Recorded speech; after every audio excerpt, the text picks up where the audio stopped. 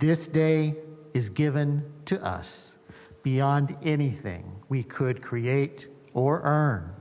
Whether deserved or undeserved, this day comes to us as a gift from the universe, a gift from God, a gift from life itself.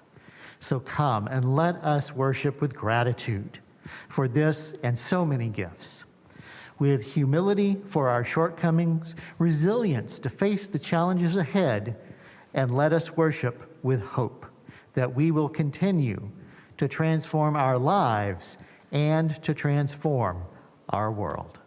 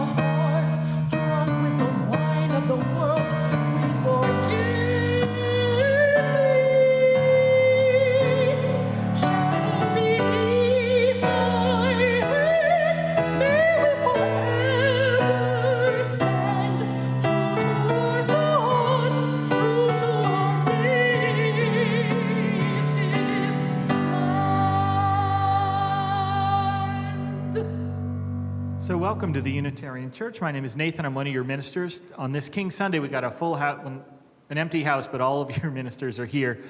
We also want to thank Kristen Van Cleve. Did I get that right? Mm-hmm. Yep. For providing music today while Lee gets a well-deserved break.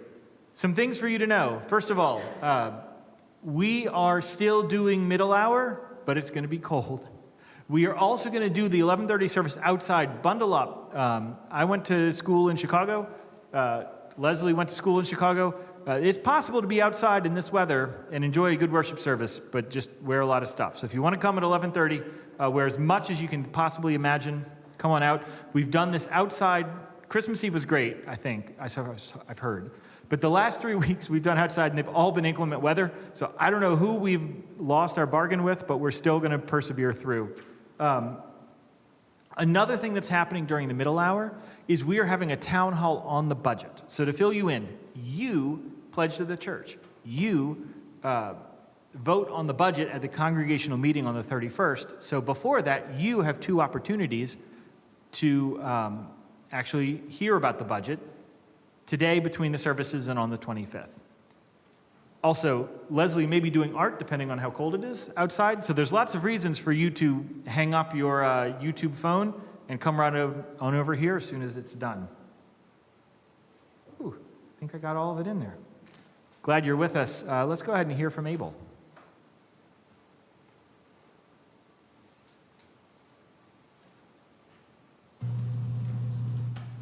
From a Birmingham jail where he was imprisoned as a participant in nonviolent demonstrations against segregation, Dr. Martin Luther King wrote in longhand the letter in response to a public statement of concern and caution issued by 8 white religious leaders of the South. I will now share excerpts from that letter. But before I get started, I want to acknowledge that there is language regarding race and gender in this letter that has since been considered outdated or pejorative. I have not edited Dr. King's words. A letter from a Birmingham jail. We know through painful experience that freedom is never voluntarily given by the oppressor. It must be demanded by the oppressed. Frankly, I have never yet engaged in a direct action movement that was well-timed according to the timetable of those who have not suffered unduly from the disease of segregation. For years now, I have heard the word wait. It rings in the ear of every Negro with piercing familiarity. This wait has almost always meant never.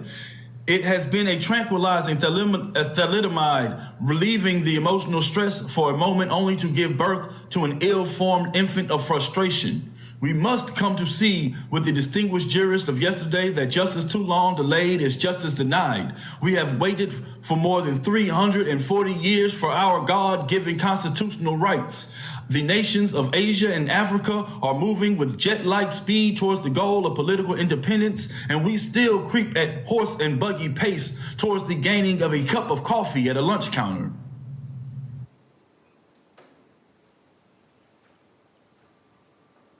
Part of building beloved community that Martin Luther King has called us to is that this church has a practice of lifting up our hopes and dreams by placing stones around our chalice.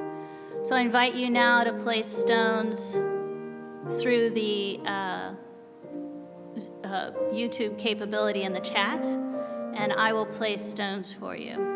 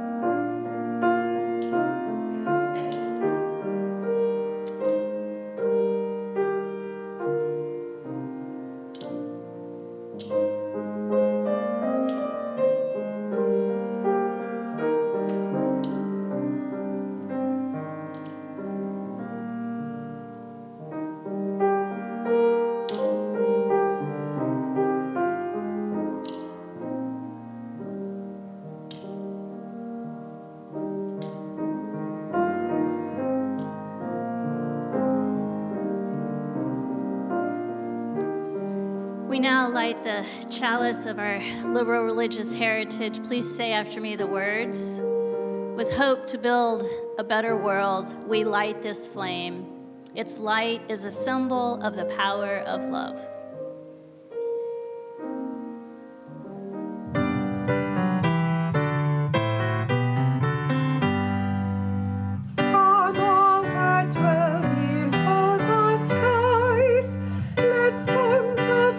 And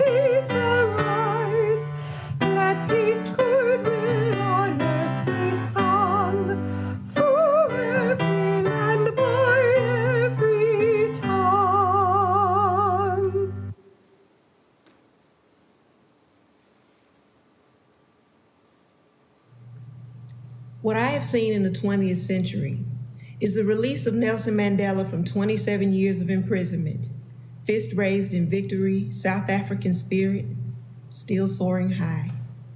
What I have seen in the 20th century is Malcolm, Hurricane Man, shaking us free of our wounds, moving us into the fire that cleanses.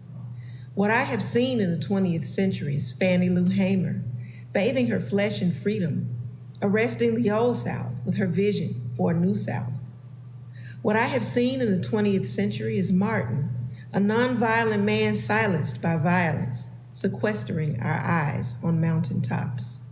What I have seen in the 20th century is the wilderness of African American women, years trembling like butterflies, traversing the limits of pavement and pain, praising our hands in kitchens and corporations and schools and factories and courtrooms and bedrooms, probing for the peace and beauty and power that are ours. And today, walking toward the 21st century with our yesterdays feasting on his past, I move as an African woman, disposed to dreams and truth, disposed to cutting through stone while shaping our laughter like ruby. Today, my simple passion is to write our names in history and walk in the light that is woman. So welcome to King Sunday in the Unitarian Church. We've been honoring this time since before it was a national holiday. The celebration precedes me by a long time. We're coming close to, I'm going to actually do some research, 40 years of celebrating it here. So I have some of your typical qualifiers to offer, and then I'll give you a little bit more orientation of what we're going to do today. Let's start at the very beginning with the qualifiers. So I am a white minister from and serving in a Southern church. This church comes out of the white, this church is predominantly white. It is not entirely white. This church comes out of the white New England tradition. This religion has had many opportunities to be more integrated and has turned its back on it many times. We can be stuck by a natural contradiction. It feels inauthentic for me as a white minister to lead a triumphant king service when things are, well, so not triumphant right now. But it's also wrong to not allow joy and liberation to shine, that the joy and liberation that comes from black cultures in America. If we were an all-white church, it would be different. If we were a truly and fully mixed church, it would be different. But we live in this murky middle somewhere. To put it more simply, every year we have to figure out how to do a service where most of the content, most of the resources, most of the worshipers, and most of the people delivering that are white. And we have to reconcile that with the fact that we have dozens of black members in this church. This congregation is located in one of the blackest cities in the country, and the work that has been done and the progress and the means by which a people have survived and made joy amidst some of the worst, that also must be celebrated. So I open with this awkwardness. I reached out to a black member of the church, Abel Thompson. He's one of our social justice co-chairs. He's one of the organizers of Together New Orleans. He grew up in this church, and he spent the last couple of years working for Together Baton Rouge. I asked him what king he was reading right now, and what he thought that our congregation maybe should hear. So anyway, what I'm doing is splicing this kind of awkwardness to ask black members of this church to sort of provide the starting off point for the reflections today. So Abel has pulled the readings from a letter from a Birmingham jail, and that will be today's text. It's very tempting for a white liberal minister to paint all of racial talks from the perspective of failure. It is common, and I fall victim to this as much as anyone, for white liberal ministers to want to drudge through all of the terrible that this country has done regarding race. Often we have to do this because many of the non-black members of the congregation either willfully want to ignore it or genuinely don't understand where all of this came from. But we must allow those failures and intentional violence of this country to live alongside the unbridled strength and power of black communities. So today we will try to live in that middle ground. Let me start with some basics. Race is invented. In the 1600s, there was a rebellion led by Francis Bacon. He united the enslaved Africans and the indentured Europeans. They almost overthrew the power elite, but they failed. In response, the power elite made slavery for Africans generational and Europeans conditional. Now, indentured Europeans had an incentive to distance themselves from enslaved Africans. That decision has sent ripples throughout our country that we are still struggling with to this day. So long as white people know they must do everything they can to avoid being black, the power elite will not treat them as poorly as black people are treated. That is the promise in the ether in which this country came out of. Every immigrant not from most of Africa stands to benefit from our system if they can be considered white. It happened to the Irish and the Italians. It is happening to the Jewish people. Right now, many immigrants from Latin and South America, many in the Middle East, and many from Asia stand to gain safety and wealth from being considered white. That is the baseline from which we are starting. This will continue. This propensity will continue to leave a divide between white and black. So long as that divide exists, so long as that mythology, and this fake thing that was made up, I don't remember what the term for that is. But so long as that exists, it is unlikely that the power and wealth in this country will be challenged. So let's hear some more from Abel now.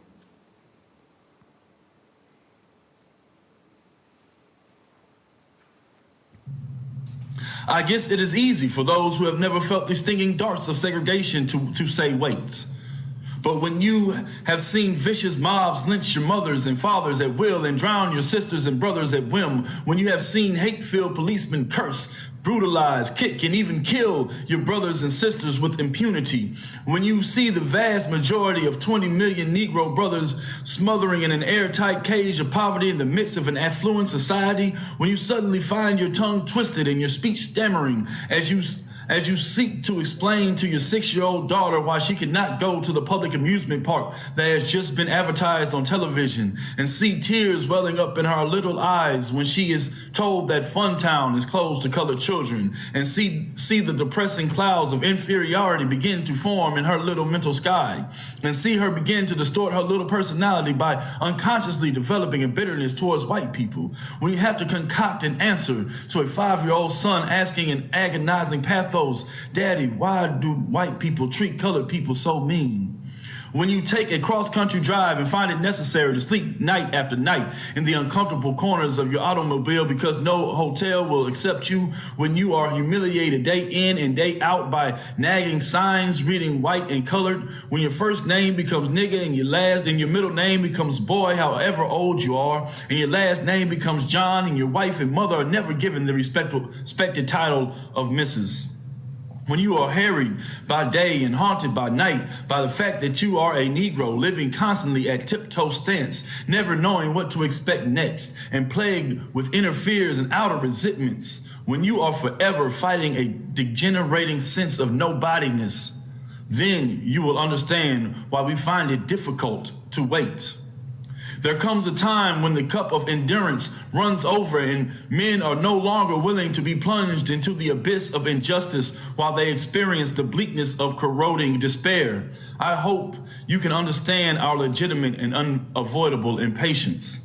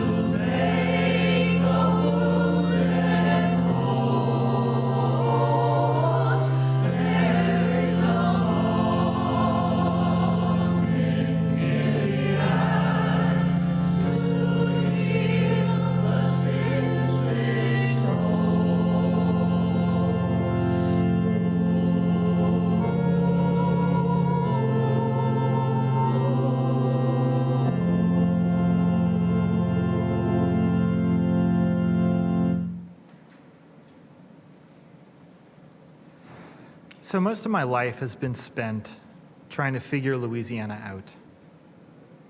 If I were to synthesize my ministry into one question, it's what is going on down here?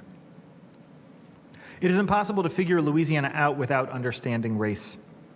It is impossible to figure Louisiana out without just struggling with this for years and years and years. I was talking to an organizer down here about his relationship with blackness. He came from the Midwest.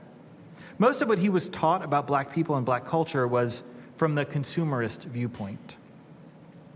What I mean by that is he learned about black music, black art, black entertainment, but his relationship with black cultures, because he didn't grow up around black people, was always from the consumption side. And that is not what I was taught as a white Louisianian. Almost without exception, everything I was taught was about how to avoid being seen as black, how to listen to music, how to enunciate, how to wear my clothes. And the stories that were told about why I shouldn't do these things, all of them were done in an attempt to differentiate me and my cultures from black cultures that I grew up around. The simple reality is that everywhere in this country, white people have learned something different about blackness. We cannot pretend it is all the same, and all of us, especially all of us religious people, must have a deep commitment to understand what these teachings are so that we can begin to take them apart slowly, piece by piece, and unlearning by unlearning. I originally titled this service "In the Storm Too Long." I was roughly taking that phrase from a gospel hymn of the same name. It's an old hymn, and I really wanted to find a lot of music ethnoecology on it, and I just couldn't. I was drawn to it simply because I felt exhausted. 2 years in, and we have been in this storm too long. And I'm willing to bet you feel exhausted too. So let me actually pause here and say, so I'm going to pick on Leslie for a second, because Leslie's in a good news situation. Our numbers are still skyrocketing. Like we're at 380 per 100,000 last I looked. New Orleans is about 5 days ahead of us, and theirs are dropping. So I am betting within 2 weeks, our numbers will be low enough to be back in person, but we'll find out. So I predicted Christmas Eve correctly. That's my prediction. Right when we really hit the Mardi Gras stuff, we're in person. When we get below 25, that's when we're going to hit there. So when it comes to services, we try to give you a balance. When we, the ministers and worship staff, think you are exhausted, we try to let worship lighten the load for you.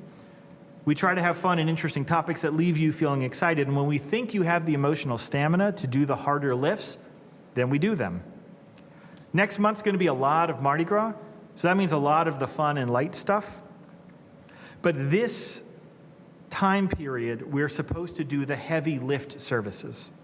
King has always been a combination of celebration, celebration not just of progress, but of black culture and progress, but also the real stark look at the realities of where we are as a country. In other words, we cannot have a King service that is all joy and ignores the minimal progress that our current administration is making in terms of its treatment towards black people or imprisoned immigrants, especially those in the state of Louisiana. And the fact that while we are seeing some justice in this country, there has not yet been justice for Victor White, Alton Sterling, or Ronald Green.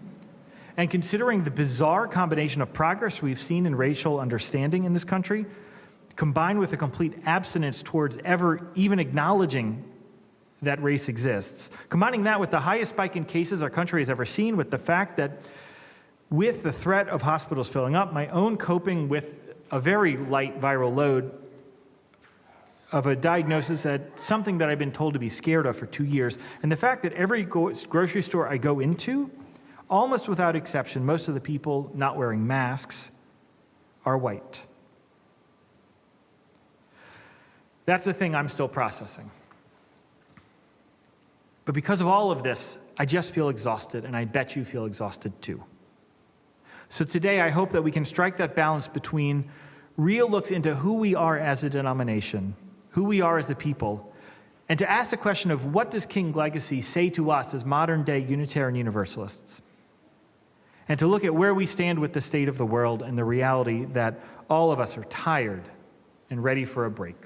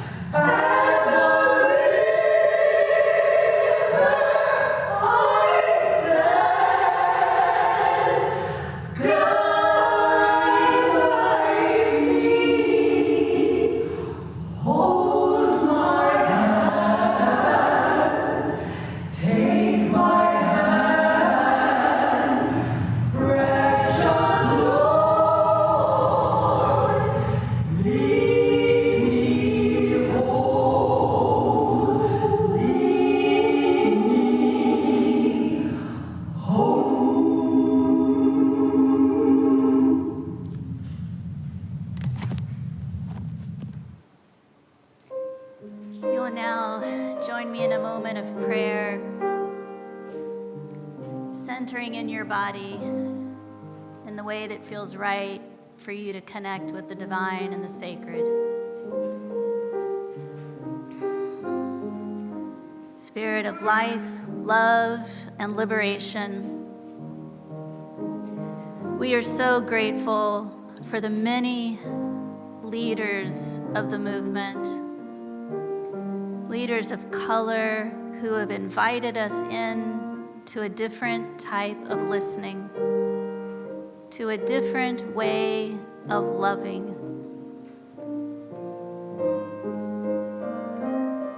This movement holds a place for all of us where we come with all of us to be held by the community, by the love of the community, that when we stumble and when we fall, we are still held and lifted back up to continue on. And the things that hold us back, the pain we sometimes feel, that frustration, abandonment, embarrassment, is also what moves us forward, closer to each other. Let us remember the joy of being held in community and being loved by community as we continue forward. Amen, Ashe, and blessed be.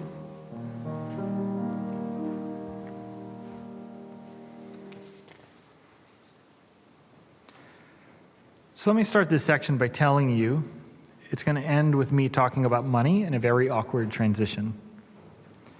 Usually in Roots class, at some point, someone will ask, why is our church so white? I've heard colleagues and been raised around Unitarian Universalists theorizing about why our institution is so white, and almost without exception, the answer is something about how black people simply couldn't be attracted to us, and it would inevitably be followed by some litany of useless stereotypes. The reality is, going all the way back to the 1700s, every opportunity our religion had to integrate, not every, but many of the opportunities our religion had to integrate, we turned our backs on. During the Great Awakening, many Protestant churches began worshiping in the South. They invited the enslaved to worship with them. In fact, a lot of the Protestant worshiping aesthetic was informed by African diaspora styles of worship. That's not the case with Unitarians or Universalists. We stayed in the Northeast. In the mid-20th century, the American Unitarian Association started something called the Fellowship Movement. This was a program to intentionally start hundreds, maybe thousands of fellowships all over the country. Most of these fellowships, however, were intentionally started in predominantly white college towns. There were only 3 large Unitarian Universalists in the country in majority black cities. This is one of the 3. All of this is to say that the reason Unitarian Universalism is so white, simply put, is that we as a denomination have never done the work to try to be more integrated. More recently, there have been substantial steps forward. Many congregations have begun to engage in this work of understanding race. Our association has intentionally diversified its staff, elevating people of color to leadership. None of these fixes it, but they are steps. I share all of this with you to tell you that this church exists independent of and completely amidst the racial dynamics in the larger faith. Throughout the history of this country, white Northerners felt okay about the state of race in this country by blaming it on the bad racist South. There has always been this identity of, it isn't me, it's those other bad racist people. It's built into the infrastructure of the country. And Unitarian Universalists have long embraced this as well. we need look no further than how many members of this church find their own absolution by intentionally separating ourselves from the people we know who say the obtuse or absurd racist things in your day-to-day life. But this idea of individual absolution at the expense of universal salvation is bad for the country. It fuels racism, and it is a rich undercurrent in our faith. This congregation, however, has always had some understanding of black culture. Since the 1960s, it had an integrated membership. There are support mechanisms for people of color in this church that do not exist in many congregations. People often ask me how we can get a more racially diverse church. The answer is pretty simple, and it works for really any group we don't see a lot of. So you can take these 4 things and substitute it for queer people or young adults or poor people or people of color or whatever group that you don't feel is represented enough in the church. First, is there a critical mass of those people in the church? In this case, are there enough black people or people of color so that when a black visitor shows up, they don't look around and think, uh-oh, I'm the only one? 2, do white people do a bunch of stupid things? These include, but are not limited to, touching hair, assuming education levels, asking where people are really from. This could just as well be true of someone with disabilities. We who are temporarily able-bodied need to make sure we don't do a bunch of dumb stuff. It's true for young people.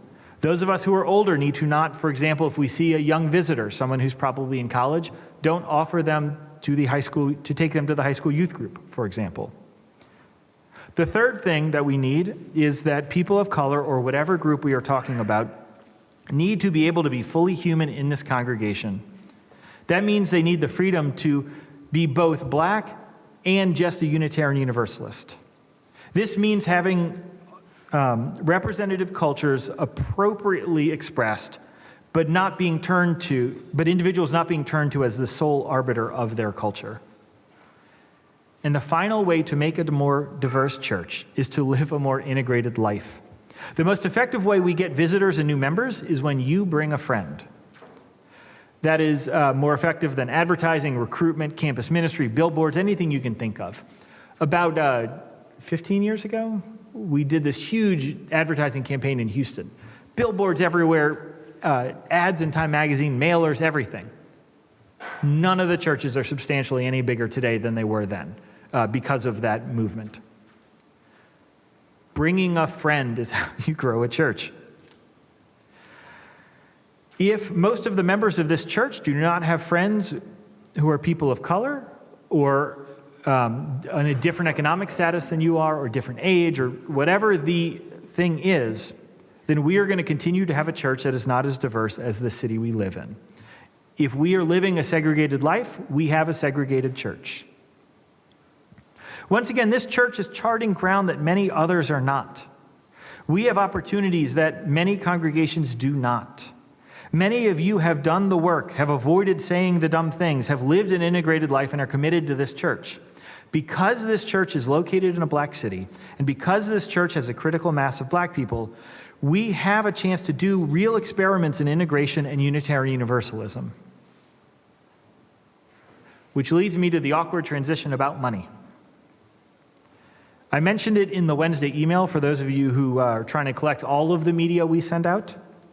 But if you remember, we needed to get to $550,000 to make an even budget. That was a $50,000 increase from last year. We have not had substantial growth in membership. That is to be expected during a 4-year ministerial transition and a 2-year pandemic. But even still, you have made it so that this church is sustainable. Remember, we needed to get to $600,000 to do all the fun stuff, which I guess we can still do if some of you want to give more. But $550 is a huge step, and it makes us a stable church. You did that. Many of you who are giving at capacity when faced with the question, many of you who are feeling distraught and disconnected from a church in a pandemic, heard the call and gave more generously than I ever could have imagined. Thank you. I couldn't find any not awkward way to work that in, but I wanted you to know that the work that this congregation is doing to make sure we can lay a solid foundation, that will help us bring in a new minister of congregational life. But it also, as it relates to King Sunday, we are in a unique opportunity right here to experiment with what a vibrant church looks like when it actually does the work to be integrated. I feel somewhat trapped because there is a lot of great opportunities to go out in the world and do things right now, but right now we are waiting because the cases are too high. But at a time where many UU churches are having to cut back staff, cut back on finances, watch their congregations diminish, you said you wanted something different and something more, so thank you. And thank each other.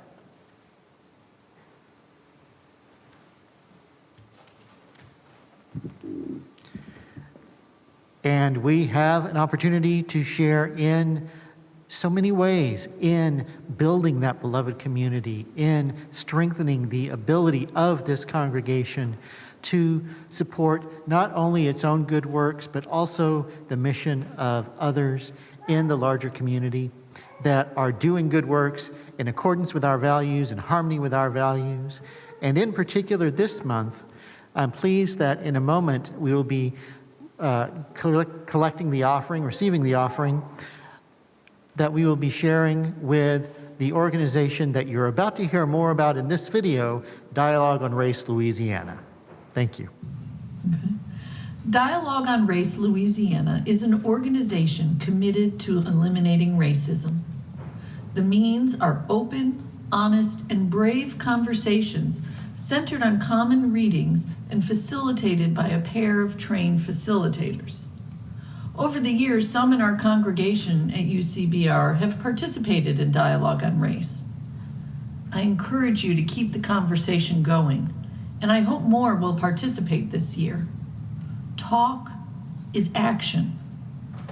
You can participate in the series more than once. I've done it twice myself since moving to Baton Rouge in 2013. And each time gaining deeper insights and understandings of how I can be a part of affecting meaningful changes. When Dr. King gave his famous speech in Washington in 1963, he said, quote, "This is no time to engage in the luxury of cooling off or to take the tranquilizing drug of gradualism." I believe his words are just as important today in 2022. I believe in the urgency of now.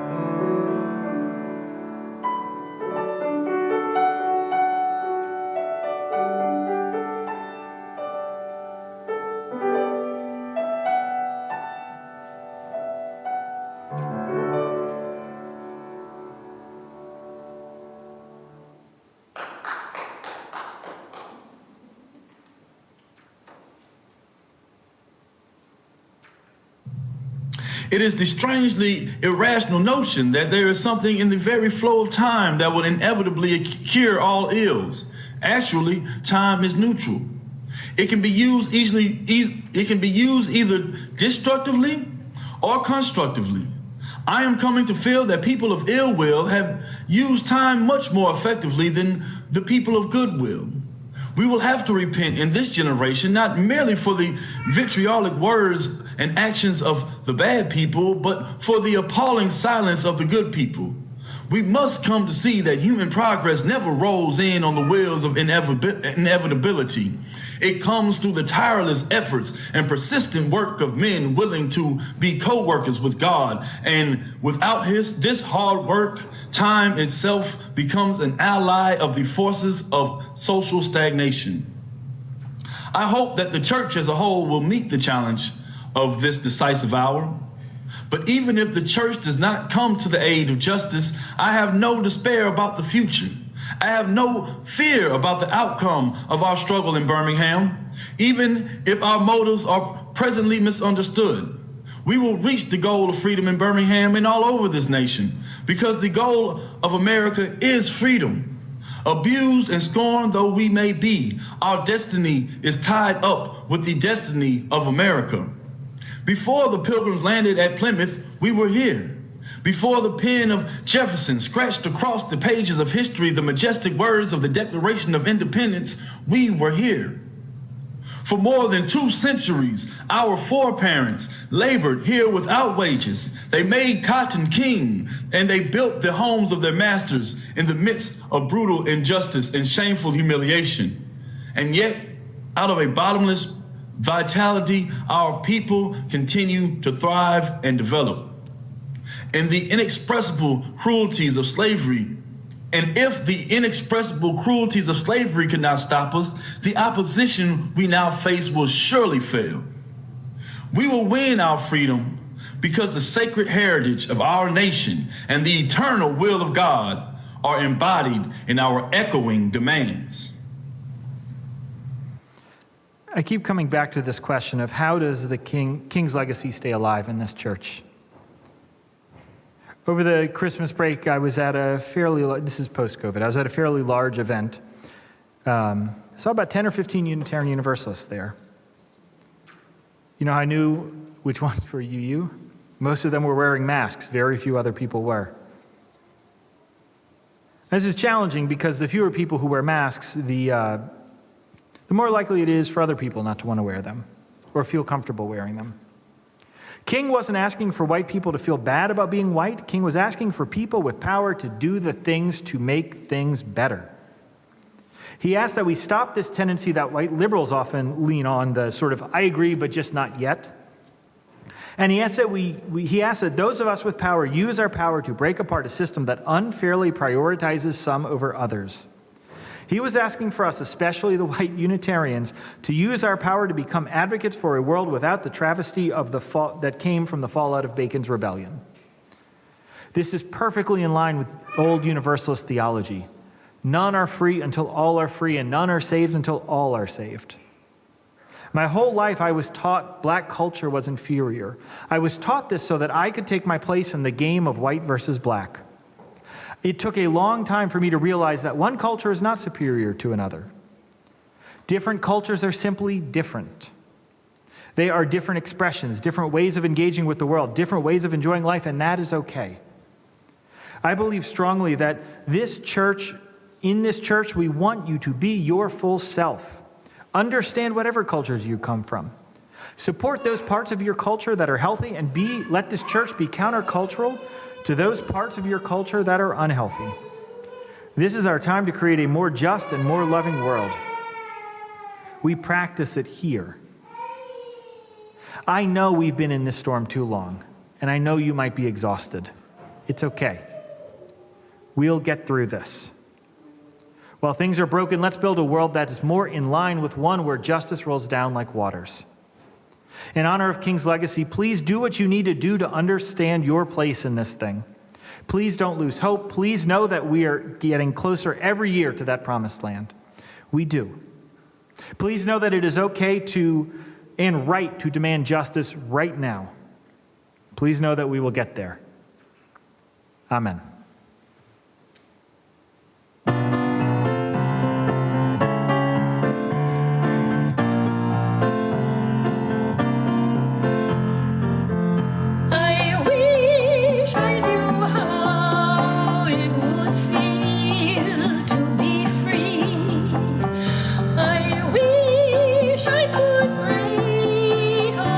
Chains holding me.